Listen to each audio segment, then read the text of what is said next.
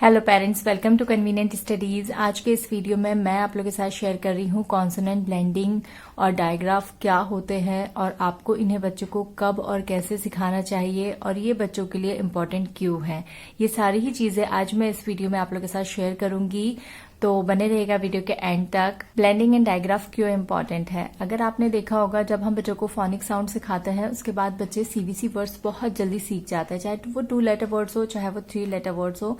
बच्चे जल्दी सीखते भी हैं, उन्हें लिखना और पढ़ना दोनों ही चीजें बहुत अच्छे से बनती है, 2 लेटर वर्ड्स में भी और 3 लेटर वर्ड्स में भी।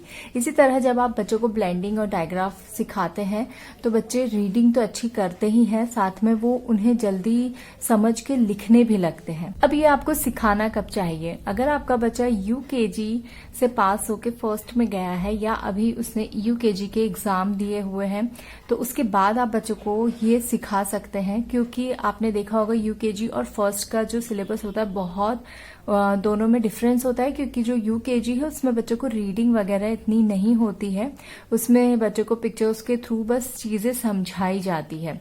लेकिन जब आप फर्स्ट का सिलेबस देखेंगे तो फर्स्ट में जो है इंग्लिश हो, ईवीएस हो, उसमें पूरा पूरा लेसन होता है। वो बच्चों को रीडिंग भी आनी चाहिए उसमें और क्वेश्चन आंसर्स भी होते हैं। हालांकि फर्स्ट एंड सेकंड में बच्चों को रीडिंग सिखाई जाती है। जितने जल्दी आप उन्हें ये सारी चीजें सिखाएंगे जो उन्हें रीडिंग में हेल्प करे, तो वो उतना आसान उन्हें लगेगा फर्स्ट क्लास में। वरना यूकेजी से जब बच्चे फर्स्ट में आते हैं तो उन्हें बहुत डिफिकल्टीज होती है। अब देखते हैं कि आप किस तरह बच्चों को ये ब्लेंड्स और डायग्राफ सिखा सकते हैं। पहले हम देखेंगे ब्लेंड्स आखिर होते क्या है। ब्लेंड्स में भी जो है फोनिक साउंड्स ही आएंगे आपके। यहाँ पर 2 लेटर्स होंगे जो कि दोनों ही क्या होंगे, कॉन्सोनेंट होंगे। हम यहाँ पे कॉन्सोनेंट ब्लेंड्स देख रहे हैं, तो दोनों ही कॉन्सोनेंट को जब हम ज्वाइन करेंगे तो उसका जो साउंड बनेगा वो होगा क्या, आपका ब्लेंड्स।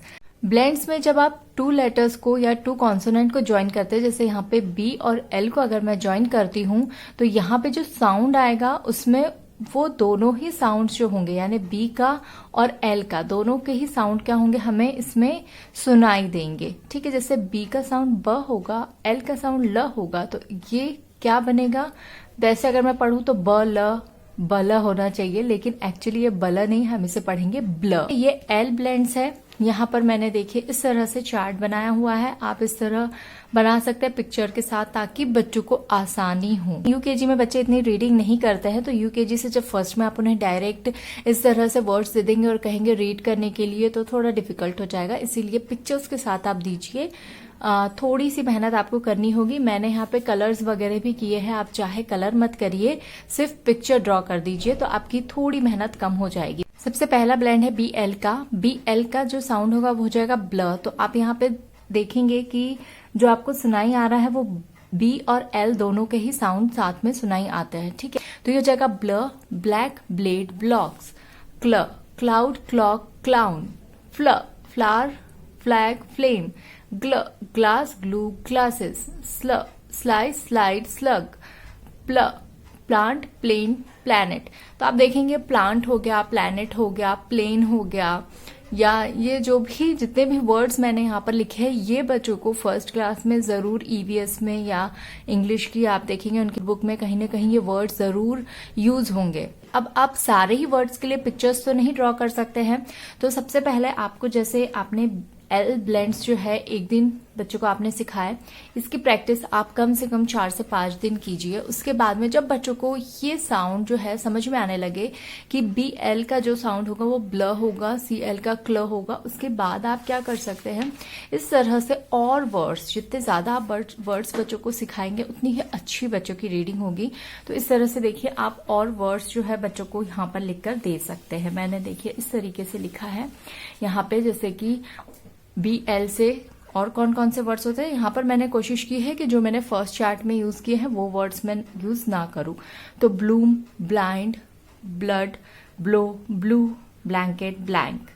तो इस तरीके से देखिए आप बच्चों को करवा सकते हैं। तो कम से कम 3 से 4 दिन आप फर्स्ट चार्ट की प्रैक्टिस करवाइए, फिर 3 से 4 दिन आप बच्चों को इसकी प्रैक्टिस करवाइए।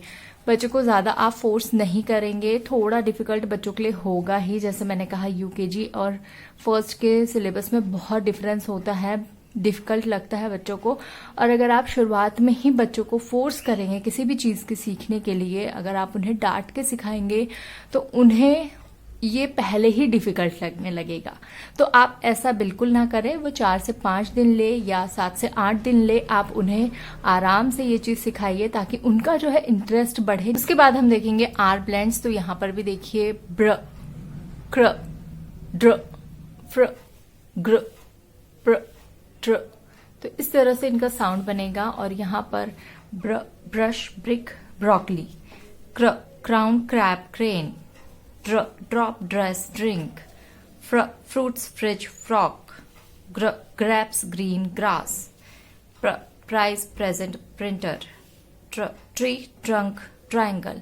तो इस तरीके से आप बच्चों को आर ब्लेंड्स भी सिखा सकते हैं। साथ ही साथ यहाँ पर इस तरीके से देखिए और भी वर्ड्स जो है मैंने लिखे हैं, जिसमें कि है bread, breakfast, brother, brown, bridge, brain, brain. अब इसी तरह से हम बच्चों को एस ब्लेंड्स भी सिखाएंगे। यहाँ पर है scarf, scissors, scooter, skirt, skull, sky, smile, smoke, small, snake, snail, snow, spoon, spider, spill, star, stop, stool, sweet, swim, swan. ये थे सारे ब्लेंड्स। अब हम देखेंगे डायग्राफ। डायग्राफ और ब्लेंड्स में क्या अंतर होता है। डायग्राफ में जैसे सी और एच का जो साउंड होगा, जैसे सी का साउंड क, एच का साउंड ह होता है, लेकिन यहाँ पर जो सी का जो साउंड होता है वो यहाँ पर हो जाएगा च। तो एक न्यू साउंड बन रहा है च, है ना। पी एच का हो जाएगा फ, एस एच का हो जाएगा श, टी एच का हो जाएगा थ। टी एच के 2 साउंड्स होते हैं, एक तो थ भी होगा और एक द भी होगा। जैसे दिस में द होगा, थम में थ होगा, ठीक है। ऐसे ही डब्ल्यू एच का व, के एन का, के इसमें साइलेंट रहता है और सिर्फ एन का साउंड आता है, ठीक है। तो यहाँ पर देखिए सी एच के साउंड से हो जाएगा chips, chilli, cherry. P H के साउंड से हो जाएगा फोटो, फोन, एलिफेंट। एलिफेंट में पी एच का जो साउंड है वो बीच में आ रहा है। यहाँ पर देखिए स्टार्टिंग में आ रहा है पी एच का साउंड, यहाँ पर बीच में आ रहा है। फिर एस एच का हो जाएगा शिप, शर्ट, शू। टी एच का जैसे कि मैंने कहा 2 साउंड्स होते हैं, थम, थ्री, थॉर्न। यहाँ पर थ ही साउंड है सारे वर्ड्स में। डब्ल्यू एच का हो जाएगा व्हील, वेल, वीट। के एन का जो होगा, यानी सिर्फ के जो है वो साइलेंट होगा और एन का साउंड होगा तो नाइफ, नॉट, नॉब। और फिर इस तरह से आप बहुत सारे बच्चों को वर्ड्स दे सकते हैं और बच्चों से रीडिंग करवा सकते हैं। तो यहाँ पर देखिए सी एच का जो साउंड है वो शुरुआत में भी आया है, यानी बिगनिंग में भी है और एंड में भी है कुछ वर्ड्स में, जैसे टॉर्च, मार्च, रिच, मच। इसमें सी एच जो है वो लास्ट में आया है ना, एंड में आया है, ठीक है। इस तरह से आप डिफरेंट वर्ड्स बच्चों को देकर बच्चों की प्रैक्टिस करवा सकते हैं। जब इस तरह से आपने बच्चों को जो वर्ड्स है वो सिखा दिए हैं, यानी रीडिंग आपने बच्चों को करवा दी है, कम से कम 3-4 दिन आप एक चार्ट पर बच्चों को प्रैक्टिस करवाइए, फिर सेकंड चार्ट की प्रैक्टिस करवाइए। इस तरह से आप बच्चों को टाइम दीजिए थोड़ा इसी चीज को समझने के लिए। फिर उसके बाद आप इस तरह से छोटे छोटे से पैराग्राफ बच्चों को दे सकते हैं और इसमें जो भी ब्लेंड्स है या डायग्राफ है उनको बच्चों को हाईलाइट करने के लिए कह सकते हैं, या सर्कल बनाने के लिए, या ऐसे ही सिंपल आप रीड भी करवा सकते हैं। अगर उनके पास बुक है तो आप बुक में बच्चों को रीडिंग करवा सकते हैं। इससे जो है उनका कॉन्फिडेंस जो है वो और बढ़ेगा। ये था मेरा आज का वीडियो। आई होप आपको पसंद आया होगा। Thank you for watching.